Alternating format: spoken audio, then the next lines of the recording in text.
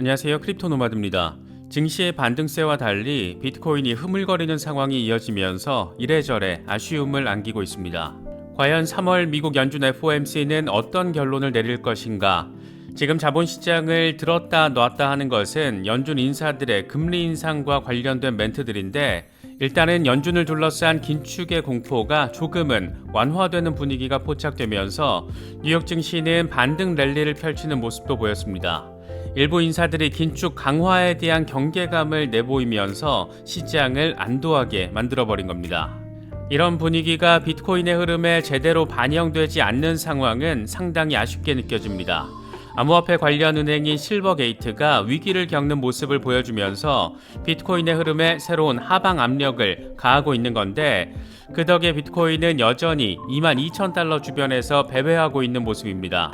그나마 다행인 것은 이번 실버게이트 사태가 은행업계 전반에 영향을 미칠 가능성은 낮다라는 보도가 나와준 건데, 블룸버그의 보도 내용 함께 짚어보도록 하겠습니다. 리플과 관련해서는 이런저런 소식들이 더해지고 있습니다. 먼저 한 가지 굉장히 재미있는 소식이 더해졌는데, 리플의 브라질 파트너 기업이 워렌 버핏이 10억 달러를 투자한 누뱅크와 협업을 진행한다라는 소식입니다. 상황 참 되게 재미있게 흘러가고 있는데, 리플은 미국에서 소송 리스크로 짜증나는 상황을 겪고 있지만 리플의 파트너들이 전폭적으로 열일을 해주면서 리플 레저를 통해 누뱅크 고객 5,400만 명에게 페이먼트 서비스를 제공할 수 있게 된 겁니다. 정말이지 리플은 소송 리스크를 빼면 뭐 하나 흠잡을 데를 찾기 어려운 기업으로 보이는데, 그렇다 보니 리플랩스를 가치 투자의 관점에서 접근하시는 분들에게는 기대와 또 아쉬움이 동시에 느껴질 수밖에 없는 그런 상황이 아닐까 싶기도 합니다. 최근 들어서 약식재판 소송 종료 시점과 관련해서도 이런저런 전망들이 쏟아지고 있는데, 이번에는 2달 정도 지연될 가능성, 혹시라도 패소하더라도 항소를 활용해서 현상 유지를 할 가능성, 이런 내용들이 제시됐습니다. 개인적으로는 아주 크게 설득력이 느껴지진 않는데, 이런저런 얘기들 곳곳에서 나오고 있다는 점은 어느 정도의 분위기 전환을 느낄 수 있게 만드는 부분이 아닐까 생각되기도 합니다. 이번에 월스트리트 저널 보도 내용을 보면 FTX의 고객 자금 89억 달러가 행방불명인 상황으로 전해지고 있습니다. 파산한 FTX에 사라진 돈의 규모가 공개된 것, 이번이 처음인데 89억 달러 가운데 상당 부분은 알라메다 리서치에 빌려준 93억 달러와 관련이 있는 것으로 추정되고 있습니다. 까면 깔수록 황당하고 어이없는 상황들이 더해지고 있는 건데, FTX 사태가 관심도를 급증시킨 산업 내 영역을 꼽자라면 단연 셀프 커스터디를 빼놓을 수가 없습니다. 저 역시 FTX 사태를 계기로 일부 장기 홀딩 물량은 디센트 월렛에 옮겨놓은 상황인데, 셀프 커스터디에 관심이 있으신 분들은 오른쪽 상단의 카드를 클릭하시면 저희 채널과 파트너십을 맺고 있는 디센트 월렛을 특별 할인 가격에 구매하실 수 있습니다. 특정 거래소나 코인과 관련된 문의는 디센트 고객센터를 통해서 자세한 내용 확인하실 수 있습니다. 그럼 이번 영상 시작하겠습니다. 한 주 내내 국채금리 급등으로 인해서 몸살을 앓아야 했던 뉴욕 증시는 그래도 한 주의 마감을 깔끔하게 마무리 지었습니다. 국채금리는 하락하고 그렇게 증시는 반등했습니다. 다우지수는 4주 연속 하락세를 보이다가 5주 만에 반등했고, S&P 500과 나스닥은 각각 4주 만에 상승 전환했습니다. 이번에 뉴욕 증시의 반등 모멘텀을 불어넣어준 것은 역시나 연준 인사들이었습니다.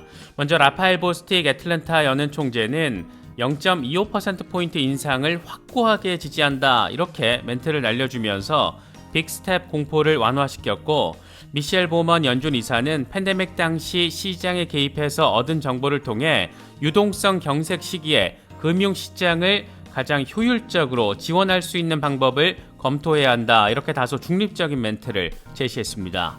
이처럼 연준 인사들의 멘트들에 시장이 아래로 또 위로 요동을 치다 보니까 시장이 상당히 얇아졌다, 이런 표현도 심심찮게 접할 수가 있습니다.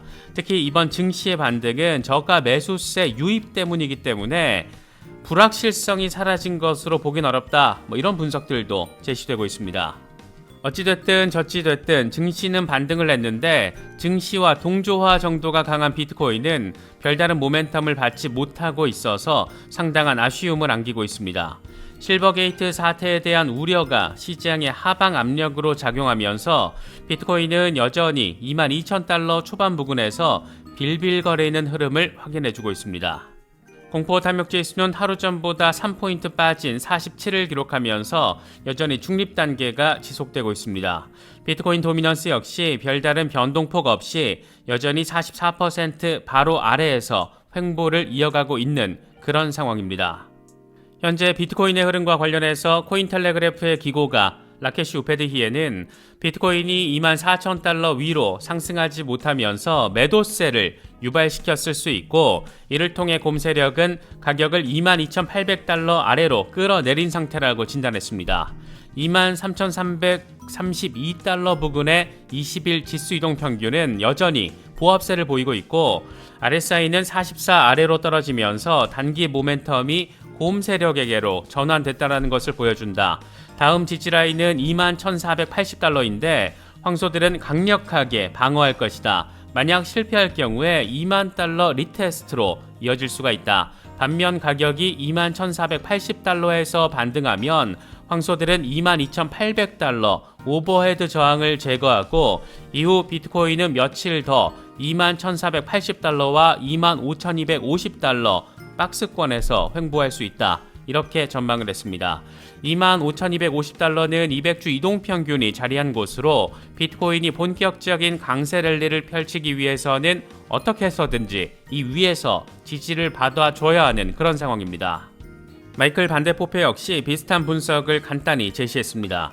비트코인이 21,300달러를 확실하게 지지를 받아주는 것은 무척이나 중요하다. 만약 이게 실패할 경우에 우리는 19,500달러까지의 후퇴를 바라볼 수 있고, 이렇게 되면 알트코인들은 추가로 15에서 25% 정도 하락할 수 있다. 이렇게 설명을 했습니다.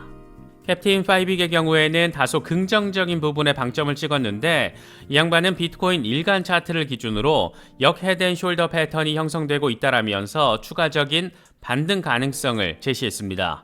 만약 비트코인이 며칠 동안 2만 달러에서 2만 5천 달러 구간 사이에 머무를 경우에 중요 저항 라인인 2만 5천 달러 돌파에 나서게 될 것이다. 이게 성공할 경우에는 4월에 비트코인은 40에서 50% 수준의 강세 랠리를 벌일 가능성이 있다. 이렇게 전망을 했습니다.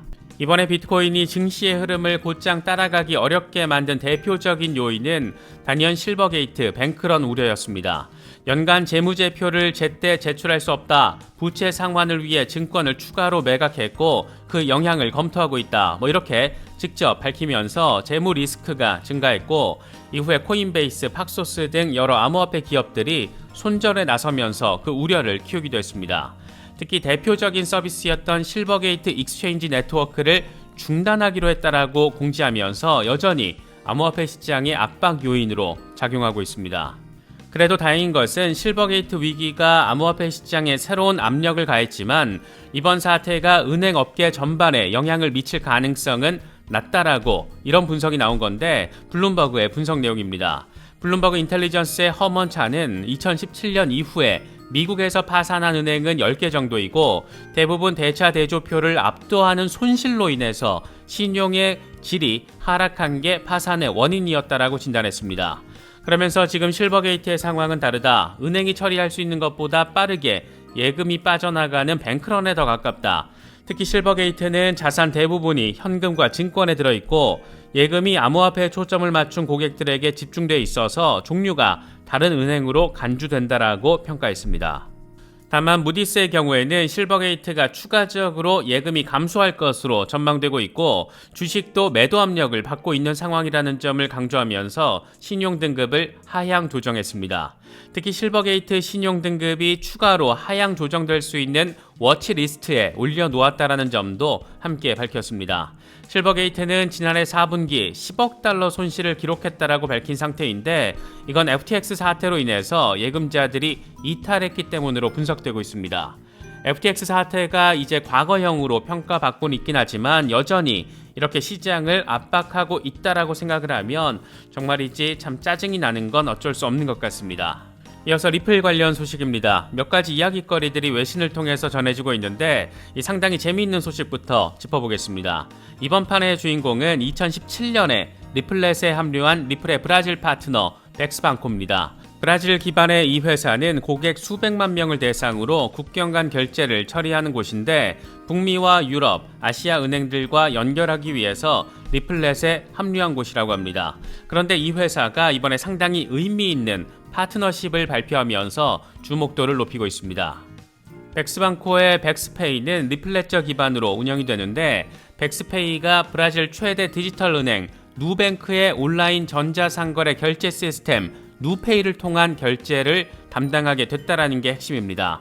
다시 말해서 벡스페이가 누뱅크의 5,400만 고객을 대상으로 결제 중개자 역할을 할 수 있게 된다라는 겁니다.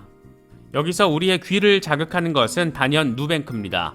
누뱅크는 브라질 최대 디지털 뱅크로 지난해 이미 자사 플랫폼을 통해서 비트코인과 이더리움을 매매할 수 있는 옵션을 추가한 상태입니다. 브라질 최초 비트코인 ETF를 출시한 곳이기도 합니다. 그런데 여기서 더 재미있는 지점이 있는데 워렌 버핏의 버크셔 해서웨이가 누뱅크에 10억 달러, 지금 환율로는 1조 3천억 원 정도를 투자한 그런 곳이기 때문입니다. 당시 이런 상황 자체로 인해서 결국 워렌 버핏도 겉으로는 비트코인 욕을 그렇게 하면서 뒤로는 비트코인에 간접 투자를 하고 있다 이렇게 해석이 되면서 시장을 흥분하게 만들었던 그런 이슈이기도 했습니다. 어쨌든 결과적으로 브라질의 파트너 기업이 누뱅크와 파트너십을 맺게 되면서 워렌 버핏이 거액을 투자한 브라질의 디지털 뱅크 고객 5,400만 명은 리플렛저 기반의 서비스를 제공받을 수도 있는 그런 상황이 지금 펼쳐지고 있는 겁니다. 리플을 가치 투자의 관점으로 바라보시는 분들에게는 꽤나 흥미로운 소식이 아닐까 싶습니다. 저희 채널이 리플랩스와 XRP를 중장기 투자 또 가치 투자의 관점에서 접근하면서 기업 분석과 이슈 분석을 꽤 비중 있게 진행하고 있는데 간혹 이런 걸 놓고 XRP 매수 추천하는 것 아니냐 이런 다소 모자란 얘기를 하는 경우도 있습니다. 이런 생각이 드는 분들은 좀 더 종합적인 정보 접근 또 정보 분석에 대해서 고민을 조금 더 많이 해보시면 좋겠습니다. 리플 소송 약식재판 결과가 과연 언제쯤 나올 것이냐 이건 이제 3월 한 달을 가로지르는 핵심적인 관전 포인트가 됐습니다. 하필 리플의 최고 법률 책임자가 지금부터는 언제든 소송 결과가 나올 수 있다. 빠르면 3월 안에 나올 수도 있다. 혹시라도 패소하면 항소할 거다. 이런 구체적인 내용들을 직접 밝히면서 분위기 자체는 꽤나 고조된 모습을 확인할 수 있는 그런 상황입니다. 이번에 존 디튼 변호사가 리플 소송 판결이 나오기까지 2달 정도 더 시간이 걸릴 수도 있다 이런 멘트를 제시했습니다. 이 양반은 리플 소송 판결이 2개월 정도 더 걸릴 수 있다. 다만 아날리사 토레스 판사가 언제든 판결을 내릴 가능성도 배제할 수 없다 이렇게 밝히면서 나름의 그저 그런 전망을 제시했습니다. 그렇게 설득력 있는 근거가 있는 건 아닌데 과연 리플 소송 약식재판 결과 언제쯤 어떻게 내려질지 리플 커뮤니티에서는 초미의 관심사가 되고 있는 그런 상황입니다. 존 디튼 변호사는 이와 더불어서 리플이 만약에 소송에서 패소하더라도 항소를 곧장 진행하고 사건을 대법원으로 옮기면서 현상을 유지할 수 있다. 결국 소송이 진행되는 기간 동안 리플은 기존 송금 서비스를 고객에게 제공하고 XRP 판매도 지속할 수 있다. 이런 상황도 함께 설명을 했습니다. 과연 시장이 언제쯤 반전 양상을 보여줄 것인가? 비트코인, 이더리움, 리플 등 메이저들의 반격은 언제쯤 제대로 본격적으로 시작이 될 것인가? 다소 조바심이 느껴질 정도로 어려운 흐름이 이어지고 있습니다. 이럴 때일수록 여러 소식들 잘 참고하시면서 전략적인 스탠스 잘 유지하실 수 있으면 좋겠습니다. 이번에 준비한 영상은 여기까지입니다. 시청해주셔서 감사합니다. 지금까지 크립토 노마디였습니다.